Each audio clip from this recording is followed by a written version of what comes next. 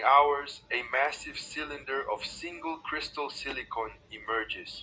This is called an ingot, and it can weigh over 200 kilograms.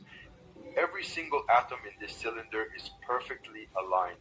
If even one atom is out of place, the entire ingot is ruined. The ingot is then sliced into thin wafers using diamond-coated wire saws. Each cut must be incredibly precise. These raw wafers are about as thick as a credit card. But they're far from ready. The surface is rough and scratched. Each wafer undergoes chemical mechanical polishing, a combination of abrasive particles and chemical reactions that creates an atomically flat surface.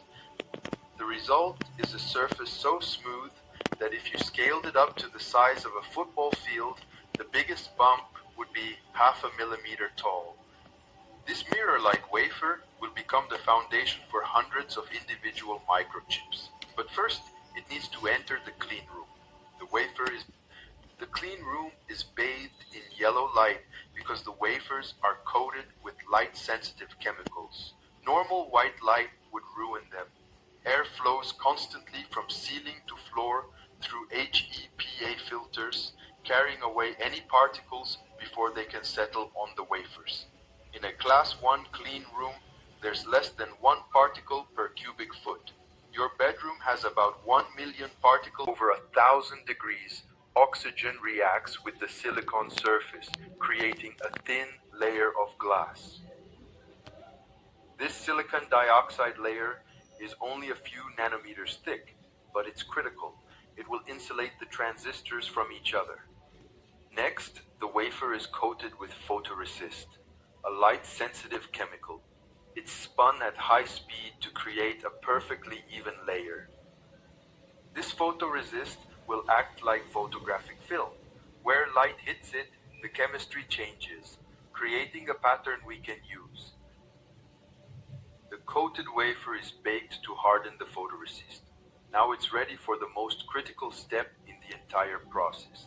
It's time to meet the most advanced machine humanity has ever built, the extreme ultraviolet lithography system.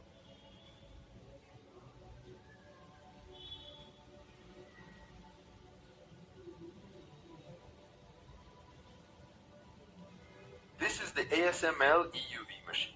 It costs $150 million, weighs over 100 tons, and took 30 years to develop. To guide the light.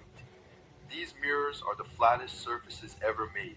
If scaled to the size of Germany, the biggest imperfection would be 1 millimeter tall. The EUV light passes through a mask, a glass plate with the circuit pattern we want to print. These masks cost millions of dollars each. The pattern on the mask is reduced 4 times and projected onto the wafer.